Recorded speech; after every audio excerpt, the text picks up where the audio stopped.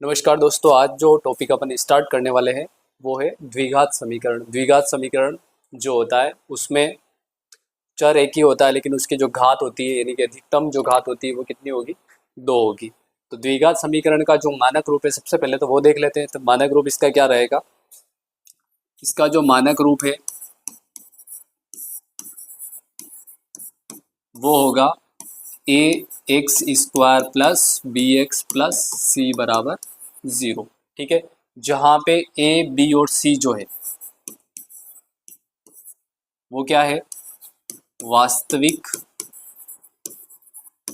संख्या है। और एक और कंडीशन क्या रहती है यहाँ पर कि ए इज नॉट इक्वल टू 0। बस खाली ए का मान 0 नहीं होना चाहिए, बाकी बी का मान 0 हो सकता है, सी का मान 0 हो सकता है। ए का मान 0 क्यों नहीं हो सकता है कि अगर ए का मान 0 होगा तो यहाँ पर जो है वो एक्स स्क्वायर ही नहीं बचेगा, और एक्स स्क्वायर नहीं बचेगा तो अपन इसको क्या नहीं बोल सकते? द्विघात समीकरण नहीं बोल सकते।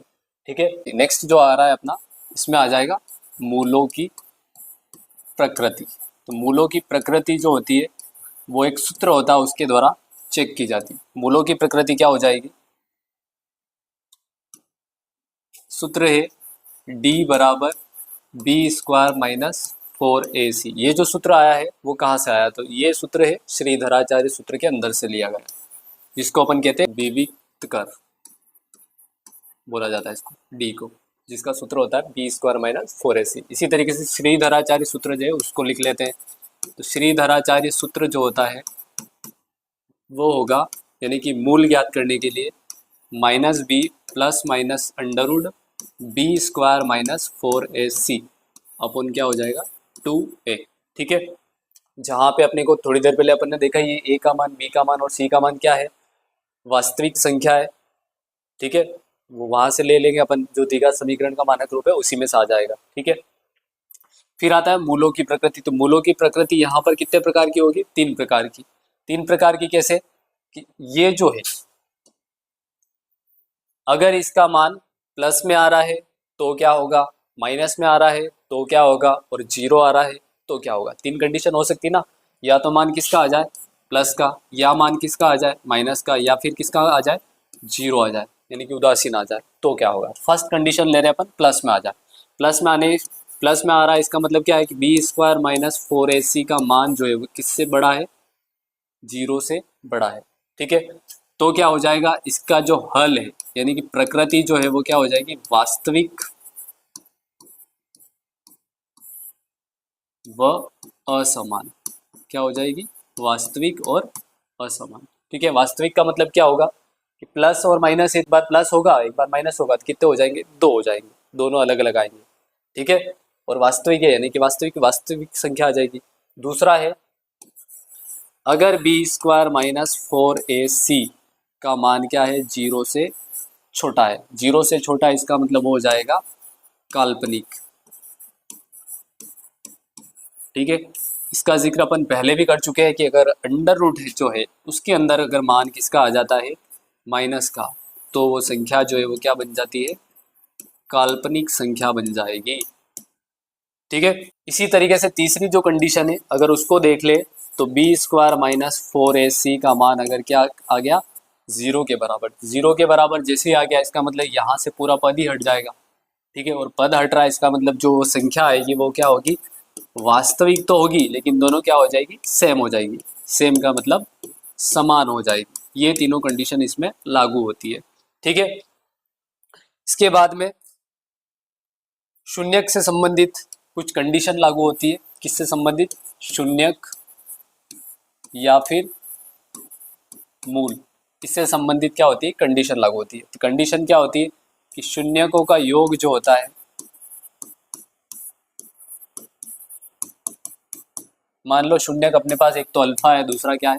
बीटा। तो योग जो होगा अल्फा प्लस बीटा वो क्या हो जाएगा? माइनस बी बटा ए आएगा। उसका आंसर जो आएगा हमेशा वो क्या होगा? माइनस बी बटा ए। इसी तरीके से अगर शून्यकों का गुणा अगर करें, यानी कि अल्फा का गुणा किससे हो जाएगा? बीटा से, तो क्या होगा? सी बटा ए के बराबर होगा। ठीक है, ये कंडीशन इसके लिए लागू होती है। इतना आ गया समझ में। अब इससे संबंधित जितने भी सवाल है उसको देखेंगे अपन। जैसे पहला सवाल है, इसमें 3x² प्लस 2x बराबर 0 दे रखा है। ठीक है, इसको कैसे सॉल्व करेंगे? तो यहाँ पे क्या हो जाएगा, 3x² प्लस 2x बराबर 0 दे रखा है, तो इसमें इन दोनों में अगर कॉमन संख्या देखोगे, क्या देखोगे? कॉमन संख्या। कॉमन संख्या क्या हो जाएगी?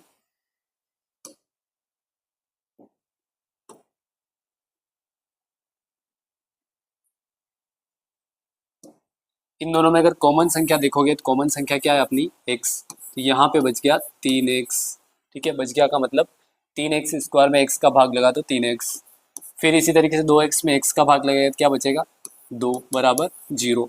एक बार इसके बराबर में 0 रखना है, एक बार इसके बराबर में, यानी कि दो टुकड़े कर लिए अपन ने उसके। तो x बराबर 0 रखोगे तो 0 ही रहेगा। इसी तरीके से 3x प्लस 2 बराबर 0 रखेंगे तो 3x बराबर 2 को इधर भेजा तो क्या बन जाएगा? -2। x बराबर हो जाएगा -2/3। ठीक है, तो ये दोनों इसके क्या हो जाएंगे? आंसर हो जाएंगे। नेक्स्ट सवाल जो है उसको अगर देखोगे तो इसमें अपने पास दो टुकड़े ऑलरेडी दे रखे हैं, और दो टुकड़े अगर ऑलरेडी दे रखे तो इसको क्या कर लेंगे? सीधा रख देंगे 2x - 3 बराबर 0, और एक हो जाएगा 3x प्लस 5 बराबर 0। तो यहाँ हो जाएगा 3x, 5 को उधर भेजा तो कितना हो जाएगा? -5। इसी तरीके से x बराबर हो जाएगा -5/3। एक आंसर तो ये हो गया। दूसरा है 2x बराबर क्या हो जाएगा? -3 है, उधर जाएगा क्या बन जाएगा? +3। तो x बराबर हो जाएगा 3/2। ये इसका आंसर हो जाएगा। इसी तरीके से अगला जो सवाल है उसको अगर देखेंगे, 2x² है -9x प्लस 10, ये अपने को कौन सी समीकरण है? द्विघात समीकरण दे रखी है। कौन सी समीकरण दे रखी है? द्विघात समीकरण। और द्विघात समीकरण को सॉल्व करने का तरीका क्या है? अब इसके लिए एक तो श्रीधराचार्य सूत्र वाली विधि है, और दूसरी जो विधि है गुणनखंड विधि। तो अपन जो यहाँ पर करेंगे वो कौन सी विधि करेंगे? गुणनखंड द्वारा।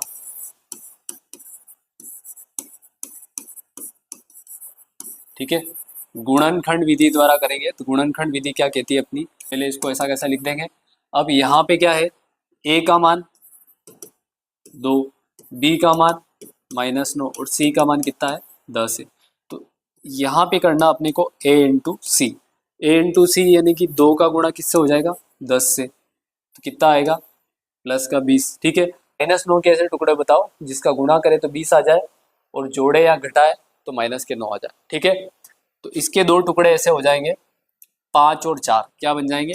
माइनस का तो 5 और माइनस का 4, दोनों का गुणा करोगे तो 20 आ जाएगा, और जोड़ोगे तो -9 आ जाएंगे। तो इसकी जगह अपन लिख देंगे -5x - 4x, और प्लस पीछे का 10 वैसा का वैसा, और आगे का 2x² वैसा का वैसा, और बराबर में क्या लिख देना? 0।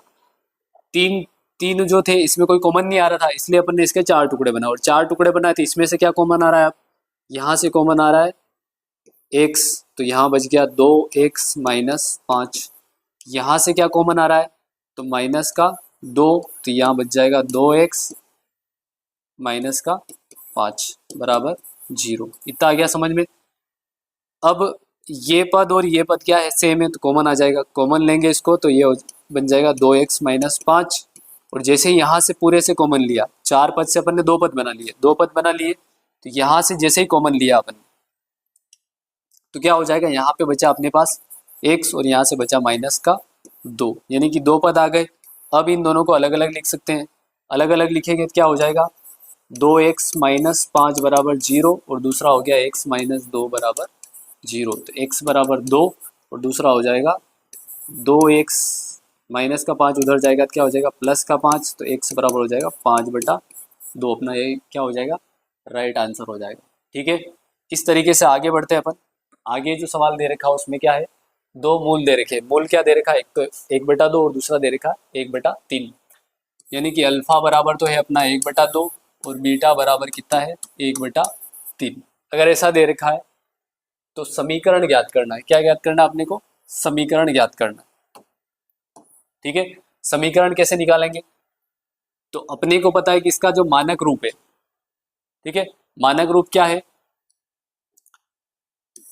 ax² plus bx plus c बराबर क्या है? 0। और अपने को दो कंडीशन बताई थी मैंने कि अल्फा प्लस बीटा अगर करोगे तो क्या आएगा? -b/a। ठीक है, और अगर अल्फा और बीटा का गुणा करोगे तो क्या आएगा? c/a। अगर यहाँ अल्फा और बीटा यानी कि 1/2 प्लस 1/3 करें, ये हो जाएगा 6। दोनों का लघुत्तम जो है वो कितना आ जाएगा, 6 आ जाएगा। इसका भाग इसमें, 3 बार 3 का 1 से तो 3, और ये हो जाएगा 2, यानी कि 5/6 आया। ठीक है, बराबर है -b/a। ठीक है, इसी तरीके से अल्फा और बीटा जो है उस दोनों का अगर गुणा करें, यानी कि 1/2 और 1/3 का अगर गुणा होगा तो वो हो जाएगा 1/6, और किसके बराबर रहेगा वो, c/a के बराबर रहेगा। ठीक है, तो c का जो मान है वो हो जाएगा, अगर यहाँ से b का मान निकालें तो b का मान क्या हो जाएगा, -5/6a। इसी तरीके से c का मान निकालें तो c का मान हो जाएगा 1/6 इंटू a। ठीक है, ये आ गया। अब अपना मानक रूप जो है उसमें मान रख देंगे, तो a का मान तो a ही है। ठीक है, प्लस b का जो मान है वो हो जाएगा -5/6a, और साथ में क्या है x, प्लस c का मान क्या है 1/6a। यहाँ से क्या कौन आ रहा है, कॉमन आ रहा है यहाँ पर a कॉमन ले लेंगे, यहाँ बच जाएगा x² माइनस 5/6x प्लस 1/6 बराबर क्या है 0। इसको इधर भेज दोगे तो ये क्या बन जाएगा, 0 बन जाएगा। ठीक है, अब आगे अगर यहाँ तक लिखोगे तो भी सही है, और आगे करोगे तो इसको क्या बन जाएगा, 6 तो इसका लघुत्तम आ जाएगा, लघुत्तम आ जाएगा तो यहाँ बन जाएगा 6x², यहाँ हो जाएगा -5x और प्लस का 1 बराबर 0। इसको इधर भेज दोगे तो ये भी क्या बन जाएगा, 0 बन जाएगा। तो अपना समीकरण जो है वो आ जाएगा 6x² माइनस का 5x प्लस का 1 बराबर 0। ये अपना क्या हो जाएगा, राइट आंसर हो जाएगा। ठीक है, इससे आगे के जो सवाल है, निम्नलिखित में से कौन सा समीकरण द्विघात समीकरण है, अपने को चेक करके बताना है कि इसमें से जो समीकरण दे रखे हैं चारों, वो उसमें से द्विघात समीकरण कौन सा है। तो आइए चेक कर लेते हैं। सबसे पहला जो है, अगर इसको सॉल्व करोगे x -3 लघुत्तम लेंगे तो x आएगा। ठीक है, और यहाँ x² हो जाएगा, यहाँ तो x² दिख रहा है, यहाँ पे भी क्या है x², लेकिन इसका और इसका गुणा हो जाएगा तो ये क्या बन जाएगा, x³ बन जाएगा, और x³ बन जाएगा, इसका मतलब ये कौन सा समीकरण हो गया, त्रिघात समीकरण। तो ये पहला जो है वो तो नहीं होगा। इसी तरीके से इसको देखोगे तो यहाँ पे लघुत्तम लेके सोल्व करोगे तो ये x4 हो जाएगा, कितना हो जाएगा, x4, इसका मतलब ये भी नहीं होगा। इसी तरीके से तीसरा जो है, यहाँ x जो दिख रहा है वो किसके अंदर है, रूट के अंदर, और रूट के अंदर है, इसका मतलब वो द्विघात समीकरण नहीं होगा। कल ही बताया था कि चर राशि जो होती है वो अंडर रूट के अंदर नहीं होनी चाहिए। ठीक है, तीसरा भी आंसर नहीं होगा। अब चौथे को देख लोगे तो यहाँ पे x² दिख रहा है, इधर 2x², इसको इधर भेजोगे तो 1 माइनस हो जाएगा, क्या बच जाएगा, x²। इसका मतलब यहाँ ये जो है वो कौन सा हो जाएगा, द्विघात समीकरण हो जाएगा। ठीक है, इस तरीके से अपने को चेक करना है। नेक्स्ट है, द्विघात समीकरण दे रखा है x² प्लस x प्लस 1 का विविक्त कर कितना है। तो विविक्त कर का मैंने सूत्र बताया था, d बराबर b² माइनस 4ac। अगर मान रखोगे a का मान भी क्या है यहाँ पे 1, b का मान भी क्या है 1, और c का मान भी क्या है 1। तो 1 का स्क्वायर माइनस 4 इंटू 1 इंटू 1, 1 का स्क्वायर कितना है 1, 4 का गुणा 1 से 4, 4 का फिर गुणा 1 से तो 4। ठीक है, 1 में से 4 गया तो कितना बच जाएगा, -3, और अपना जो राइट आंसर है वो कौन सा हो जाएगा, -3। इसी तरीके से आगे का जो सवाल है उसमें दे रखा है x² माइनस 9x प्लस 18 के मूल कितने हैं। जो अभी अपन ने गुणनखंड विधि की थी उसी विधि से कर लेते हैं। तो x² माइनस 9x प्लस के 18, अभी बताया था मैंने a इंटू सी करना अपने को। a इंटू सी कितना है, a का मान 1, c का मान 18, तो कितना है 18।